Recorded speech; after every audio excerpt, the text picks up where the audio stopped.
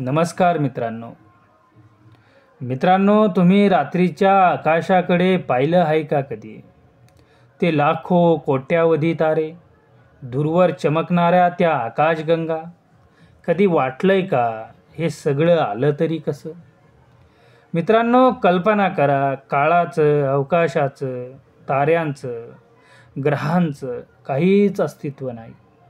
ना प्रकाश आहे, ना अंधार आहे, फक्त एक गूढ शांतता आहे.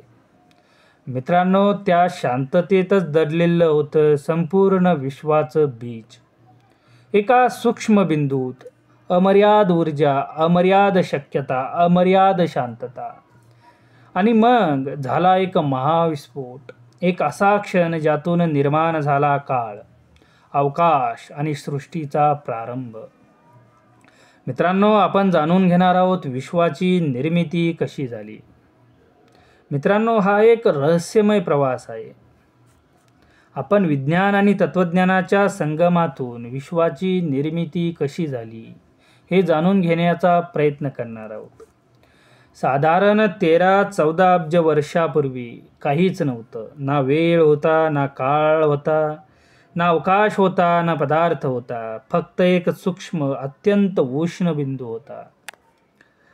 तेव्हा तापमान इतकं प्रचंड होतं की काहीही स्थिर नव्हतं. पण त्या बिंदूत दडलेली होती संपूर्ण विश्वाची शक्यता. आणि मग झाला बिग बँग, महाविस्फोट. मित्रांनो, त्यामुळे अवकाश, काळ आणि ऊर्जा यांचा उदय झाला. ऊर्जा थंडावत गेली आणि निर्माण झाले पहिले कण, प्रोटॉन, इलेक्ट्रॉन आणि न्यूट्रॉन. मित्रांनो, काळानुसार हे जे कण आहे ते एकत्र येऊन तयार झाले पहिले अणू, हायड्रोजन आणि हेलियम. आणि नंतर त्यातून बनले तारे, आकाशगंगा आणि अखेरीस आपले सौरमंडल. आजही हे विश्व थांबलेलं नाही, ते सतत विस्तारत आहे. मित्रांनो, आजही हे विश्व वाढतच आहे.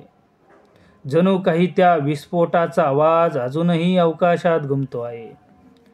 मित्रांनो, आपल्या कथेला, आपल्या इतिहासाला सुरुवात होते विश्वाच्या निर्मितीपासून. आपण पुढील भागात वैज्ञानिक, धार्मिक आणि तत्त्वज्ञानिक दृष्टिकोनातून विश्वाची निर्मिती कशी झाली हे बघण्याचा प्रयत्न करू. मित्रांनो, विश्वाच्या निर्मितीची कथा आपल्याला समजली नाही तर आपल्याला पृथ्वीची उत्पत्ती कशी झाली किंवा पृथ्वीची निर्मिती कशी झाली हे समजणार नाही. आणि मानवजातीचा इतिहास किंवा मानवजातीची उत्क्रांती कशी झाली हे समजण्यासाठी, मानवाची उत्क्रांती आपल्याला जाणून घेण्यासाठी विश्वाची आणि पृथ्वीची उत्पत्ती किंवा निर्मिती कशी झाली यामागची कथा आपल्याला समजून घेणं खूप महत्त्वाचं आहे. तर पुढील भागात भेटू. धन्यवाद.